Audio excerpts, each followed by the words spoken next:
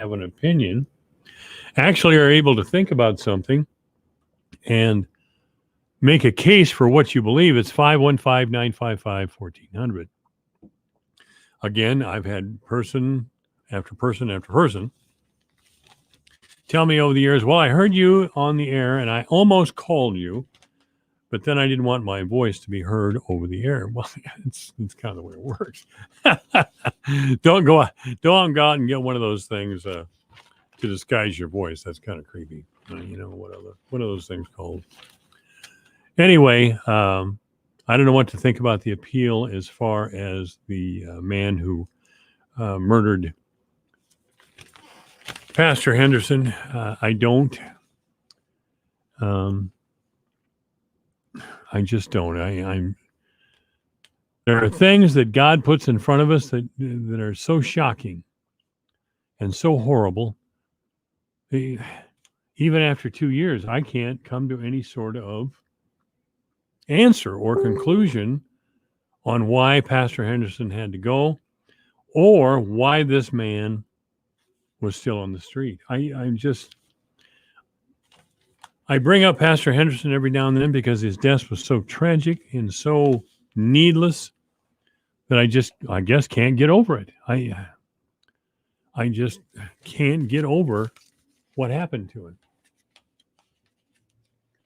And what the answer is as far as punishment goes. I am in favor of the death penalty, which we don't have in Iowa.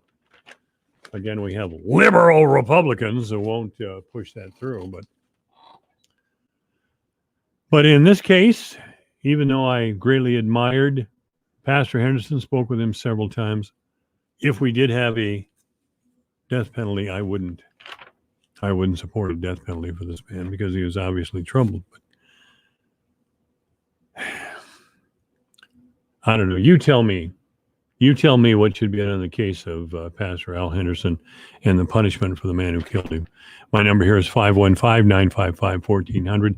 By the way, I'm on StreamYard. If you go to my Facebook page, AM 1400 KVFD, there is a comment section. You can see me doing the live broadcast, of course. And there is a comment section there. So if you'd rather not call into the radio station, you can always post a comment on the StreamYard audio and video. So please do that in this case so I kind of know what you're thinking. Again, the question is, and I don't know the answer, and I'm, again, very, very confused still a couple of years later in what happened to Pastor Henderson, and I'd like to know your feeling on the punishment for the man who killed him. He is appealing his sentence of life and death. He is appealing the ruling that he was of fit mental condition when he killed Pastor Henderson. His lawyers tell us that they now would again like to bring up the fact of his insanity, the fact according to them, of course, and that you cannot sentence a person to life in prison or another stiff penalty if the person is genuinely mentally ill.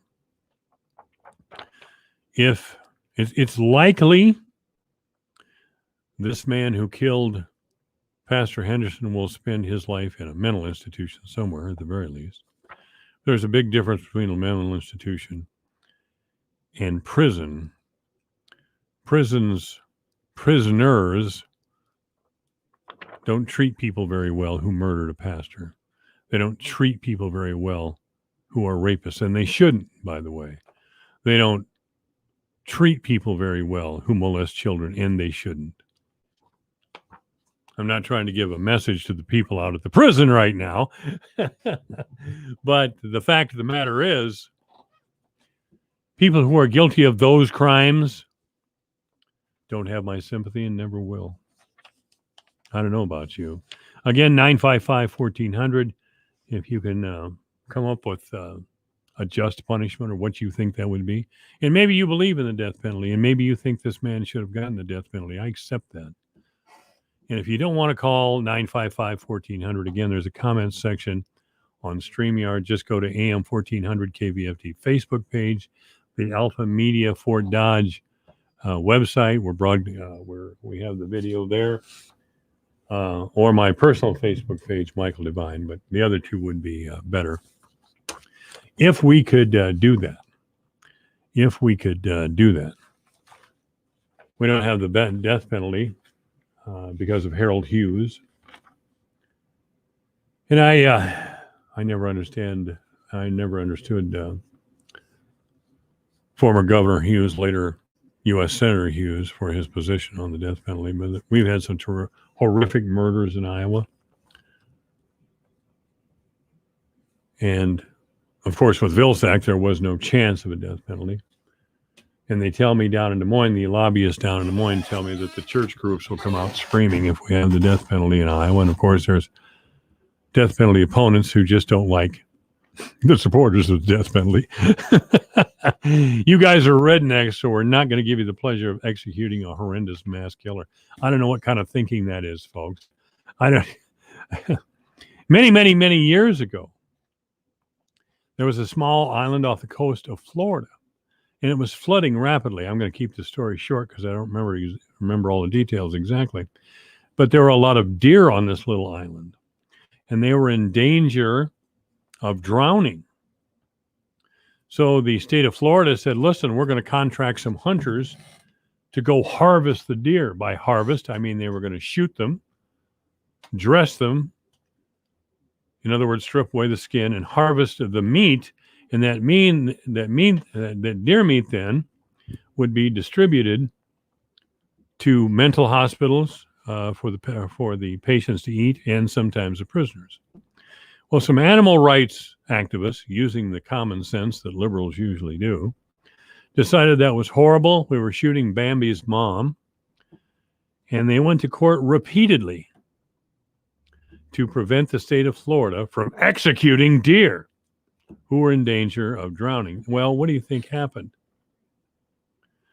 The court held up the state's actions as far as harvesting the deer, hunters harvesting the deer, and the deer then drowned. And one of the attorneys was quoted as saying, that's a good thing. At least we didn't let those Rambos out there have any fun by killing deers. See, we're Rambos, empty-headed bozos. There's no moral or intellectual argument for harvesting deer. So the best we can do is deprive these horrible people, that would be you and me, of any pleasure in doing a good thing, of preventing deer from dying by slow suffocation. Because that's the reality of the situation. The deer drowned, screaming in fear and agony. Yes, deer can scream.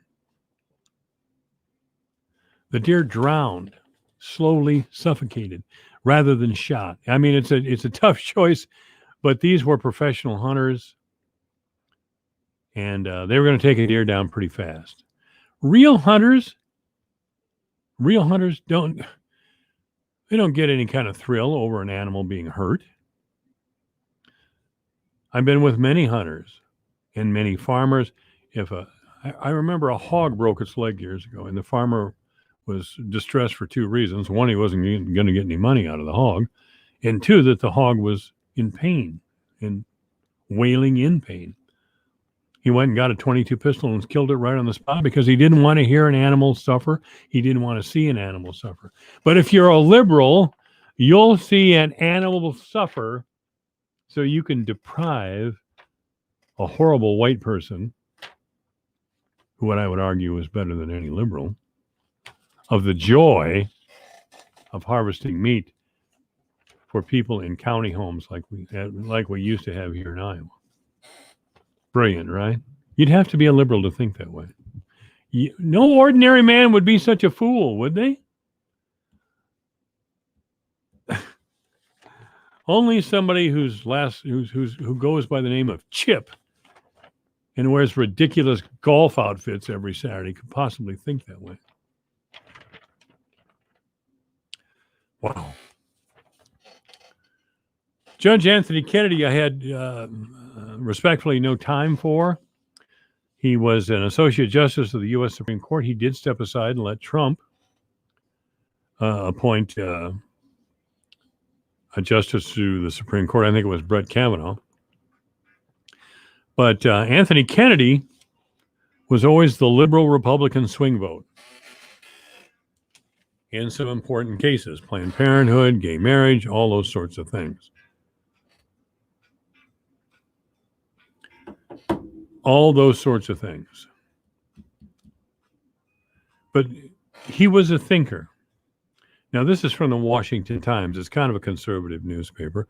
I subscribe to the Washington Post. I don't subscribe to the Times. I subscribe to the Post and the New York Times because I have to know what my enemy is thinking. So I know how to respond to it or respond to the fallacy of utopian thinking. Anyway, in 1992, this is according to the Washington Times, in 1992, Supreme Court Justice Anthony Kennedy wrote, and this is the interesting line, "At the heart of liberty is the right to define one's own concept of existence, of meaning, of the universe, and the mystery of human life."